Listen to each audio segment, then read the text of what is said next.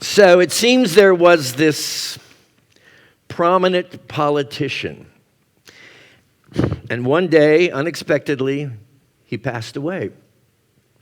He arrived at the realm beyond this realm, and he was greeted by a spirit. And the spirit said, "This, my friend, is your lucky day, because everybody that arrives here today gets to choose whether they want to spend eternity in heaven or in hell. It's your choice. It's not a matter of consequences on your actions or behavior."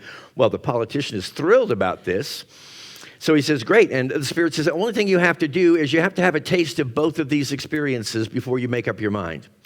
And the guy's like, I'm all in for this. So they board an elevator, and the Spirit announces that the elevator is rising, rising, rising, rising. The doors open, and what is revealed but a field of the most beautiful clouds. And on every one of these clouds, there are angels. They are singing, they are praising God, and they are welcoming and beckoning to this politician to come spend eternity in heaven.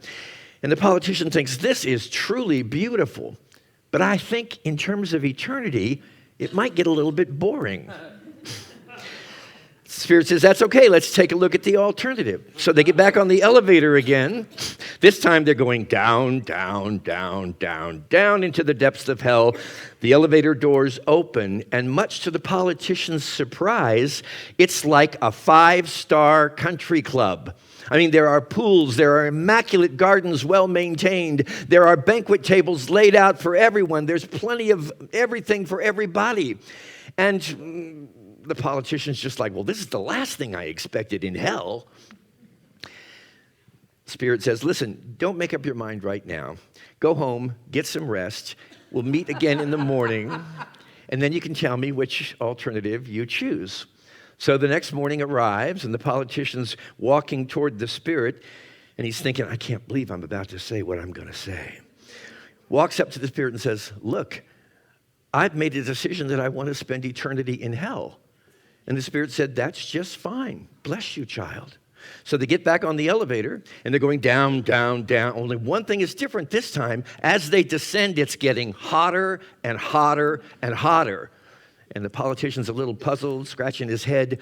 The doors open, and all of the country club has vanished. In its stead are literally the fires of hell. Everybody and everything is on fire, in flames. And all of a sudden, seemingly out of nowhere, the devil shows up immediately in front of the politician's face. And the politician says, what the hell is going on here? Yesterday, I was in the midst of a 5-star resort. It was beautiful, a country club. And today, it's the fires of hell right before my eyes. And the devil looks him right in the face and says, yesterday, we were campaigning. Today, you voted.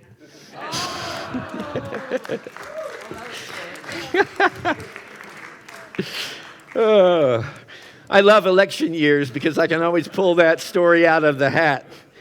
And my goodness. A lot is happening, is it not, in our world, in our local community, in our lives? I don't know about you, but I'm experiencing changes in my life at an unparalleled rate. And I see this happening in our country and globally. And I share with you these words from the mental health activist Dior Vargas, who says, I can't be there for other people unless I'm there for myself. I can't really work to push our movement without investing in myself. By investing in yourself, you are also investing in your community. You know, a lot of times we think investment in ourselves is sort of a selfish activity. But my friends, if we don't take care of ourselves, we don't have that much to give to anybody else or to give to these, on the level of appearance, troubling times that we find ourselves in. So this morning, my words are going to be focused on being there for ourselves, being there for yourself, and in so doing, remembering who and what you are. I've said this many times from this platform right here. The most important decision you'll ever make is the decision as to what identity you're going to accept for yourself. And in Unity, we are always encouraging you to look at the identity that may have been handed to you by religious or other authorities in your life and question it and say, is this really who I believe I am? Remember, we are gifted with the ability to exercise free will in our lives. So we can choose the identity that we wish to take on for ourselves. We can choose the definition that we're going to hold of ourselves. And it's everything, because what you believe you are directly affects what you're going to experience in the activity of your life, I believe. So designing and employing a process that is uniquely yours, it doesn't belong to anybody else. As wonderful as unity is, even when you're in unity, you have to figure out what you believe and what you don't believe. And you have to adopt the practices, the tools, and the techniques that work for you. And you're not going to be able to find anything on a turnkey basis that's going to work for you. It's very, very personal what you choose to believe and how you choose to bring that belief into life. But it's only in so doing that you can, I believe, bring your very best to life. And right now we are being called to bring our very best to life. So let's take a little time to review some of what I've shared with you in this great summer series, and it has been wonderful to share these Sundays with you, beginning with the words of Ralph Waldo Emerson, the American philosopher and writer, who said, "The only person you are destined to become is the person you decide to be." The only person you are destined to become is the person you decide to be. And I've shared with you before from A Course in Miracles, we're instructed that there are always and only two voices and two choices for us to make when it comes to deciding what we believe that we are.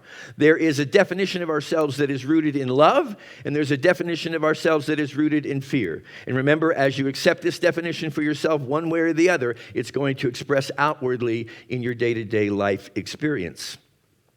These two choices, these two voices, are what I call the inauthentic nature and the authentic nature. And I want to make sure you understand that I don't think either one of them is right or wrong or good or bad. I just believe they each create very different experiences. So again, no wrong, no right, because there's no judgment. I don't want any judgment to come into your mind like, well, I shouldn't be this or I should be that. It doesn't really matter. It's just a choice. You can be authentic, which means you're going to be, in unity, we would say Christ-centered. And I'll say for this morning's conversation, at ease, because the Christ, the God, the divine within you is never uptight. Did you know that? So if you're ever feeling uptight, it's only because you've chosen to identify with your inauthentic nature. Or in unity, we would refer to it as the egoic nature or a nature of dis-ease. Not disease, but dis-ease, a lack of ease. I really believe we're not intended to come here and force our way in trouble and turmoil on a 24/7 basis. It's only because we've accepted an identity for ourselves that simply isn't true. It's this inauthentic nature. It's fearful, it's anxious, it's resistant, it's defensive. It's not good, it's not bad. Again, it's just a different experience from what your authentic nature can offer you, which is going to be a sense of love and compassion and acceptance and peace. And when you are experiencing those qualities, I believe you're going to find it's very easy to live at ease. And I've actually found that when I tell people life is intended to be easy, I meet with differing responses, even by some well-known philosophers, because they'll say, no, you must have struggle, you must have friction, you must have turmoil, because that's how character is built. And I thought, well, these are pretty legitimate authority figures in my circle. But I don't believe that, my friends. The longer I've been on the planet, the more I think, I don't believe that God would set us up in this situation or this scenario to constantly be uptight. And I also don't think it's very easy for the universe to roll and flow and ease through us when our fists are clenched and when we are not breathing fully and freely and when we're not completely relaxed. So my suggestion to you is not to evaluate which identity here you're relating to necessarily. It's simply to realize that if you're not feeling at ease, if you're not feeling at peace, if you're not feeling loving, and we all go through unloving reactions in this life, it's simply because we have chosen to identify with an understanding of ourselves that is not rooted in spiritual reality. And we have the choice, we have the freedom, thank God, to turn away from the identity that is not ultimately true for us into the one that is. So this means the journey of religious thought, I believe, and the journey of spiritual awakening is the journey of moving from inauthenticity to authenticity. So it's completely a matter of self-awareness. Just being, and I'm right here with you on this, my friends. When I get up in the morning, I try throughout the day to stay in touch with my experience and then allow my experience to show me what identity I've accepted for myself. Because if it's out here, it's got to be somewhere in here. So again, this is the work that is mine to do, that's yours to do on a very personal level. Because your interest here is bringing the very best that you're capable of bringing into life. Is that not so? You want to bring your best for your family, for your friends, for your country, for your world. And I don't think it's possible to do that if we're locked up or trapped in a misunderstanding of who and what we are. So the key then is for every one of us to find the journey to create the map, M-A-P, the map that can move us from an inauthentic identity and experience into an authentic identity and experience. And believe me, I think it's the greatest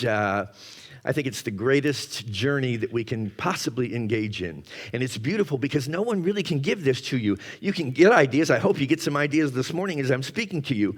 But some of them will resonate and some of them won't.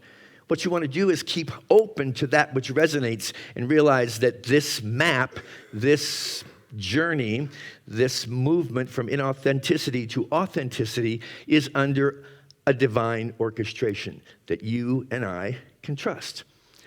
What I'm going to do this morning is share with you the map that I've created for myself. I've shared it with you before, but again, this morning I'm going to share it with you because, not because you should follow my map by any stretch, but because it might give you some ideas as to the map that is yours to follow.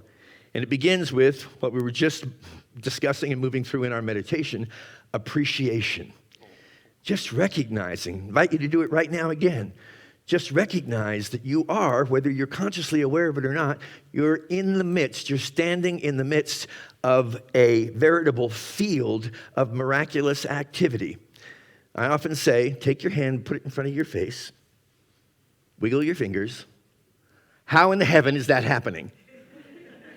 And yet, look, we go through using our hands all the time, don't we? And we're unconscious. See, it's not that the blessing isn't there. It's not that there's nothing to be grateful for or appreciative of. It's just that we have to wake up to it and realize that right now in this moment, we're under a certain level of sedation in terms of our ability to perceive this miraculous field of activity that would put us in a position of constant thanksgiving. Then into relaxation, realizing Spirit does its best work when we're chilled out. And then moving into ease, we're going to talk about that specifically this morning. Giving yourself the encouragement to live easily at ease. And I can tell you this little baby down here is a great example of what it means to be at ease. I'm not encouraging you all to speak up as he has this morning. But I am saying, look at how relaxed a baby can be. And we were talking about how close these little characters are to God. So our teacher is in the front row this morning, in case you didn't notice that. Silence, finding that place in you that's silent. Finding that place in you where there are no words and there's no need for words. It's just stillness and silence. Choice, for me, remembering I always have a choice here. If something's going on, I don't like it, I'm reacting to it, I'm uncomfortable with it, I have a choice to recognize what identity I've linked up with inside of me and change my mind about it, to make that move from inauthenticity to authenticity. Receptivity, to ask of whatever identity we choose, and on a good day, I'm plugged into my authentic identity, to my Christed nature, and I'll say, you outline my steps on this day. Into thy hands I commend my spirit. I give my life to God to guide today. I can do that when I'm plugged into my authenticity, but it's really difficult if I'm plugged into my inauthenticity, because my inauthenticity will argue with that understanding. And finally, action. And that's at the end of all these other things for me, because what I find for myself is I'm the kind of person that likes to get on the spot and start acting, get something done, not always remembering to take the very important necessary steps to get my consciousness into the right space before that action is taken. And action that is taken from a clear, clean space, my friends, is incredibly powerful action, I believe.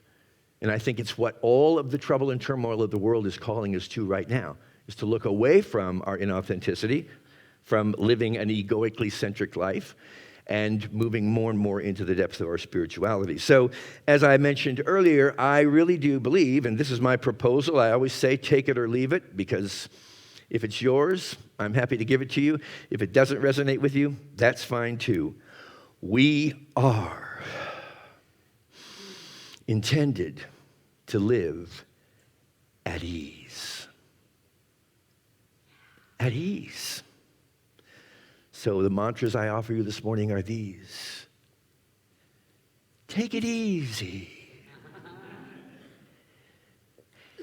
Easy does it. Easy does it. And as I was contemplating these mantras, I got this idea. A remembrance, actually, from years ago. There was something that was invented by an office company that you're probably all familiar with. Now, I had one of these years ago, but somehow it went the way of material possessions. I couldn't come before you this morning without getting my hands on another one. Staples doesn't make these anymore, but you can still procure them on eBay, and you probably know that when you press this button, what you're going to hear is... That was easy. That was easy. Don't you love that? So periodically throughout the day, but especially when something really has been experienced as easy. That was easy. That was easy. What a great affirmation for all of us. That's easy. That's flowing. That's cooperating with the truth of who and what I am. Everything comes to me easily and effortlessly. Everything comes to me easily and effortlessly. Will you affirm that with me? Everything comes to me easily and effortlessly. Now, here's my question of you. Do you believe that? Do you really believe that? Because there's likely going to be a couple of different voices responding when I ask you if you believe that. The first one is going to be coming from a nest of inauthentic thoughts within you, within me. Remember, these are deeply ingrained thoughts through our human domestication or conditioning. So they go deep. And sometimes you think you're over it, only to find a day or two later, or even later in the day that you're experiencing right now, you have some bumps and you have some twists and turns along the way, because that inauthentic voice will always say, ooh, life is hard. It's blood, it's sweat, it's tears, it's extreme effort. You have to work. You have to strive to have any level of recognition or accomplishment in this world. I grew up with that. Even though I grew up in unity, I grew up in the human condition, and the human condition has told me that. It's tough, it's difficult, it's challenging. Your authentic nature is never going to say that, my friends. It's always going to tell you, life is easy. Life is an experience in ease. Repose, relax, and then respond. That's your voice of authenticity. Again, not good, not bad, not right, not wrong, just two very different experiences.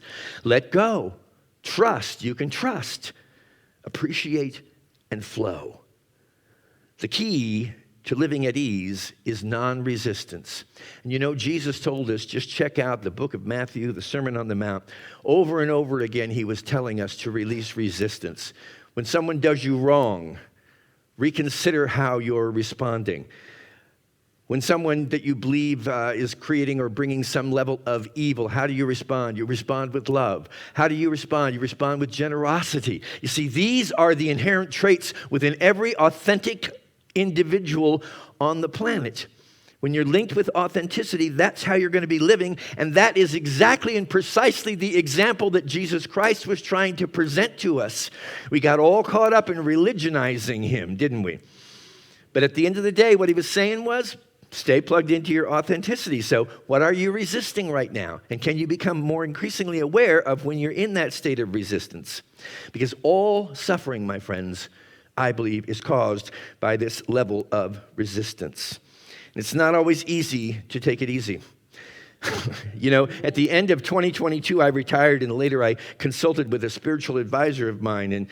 And what he said to me, he said, you need to become a man of leisure.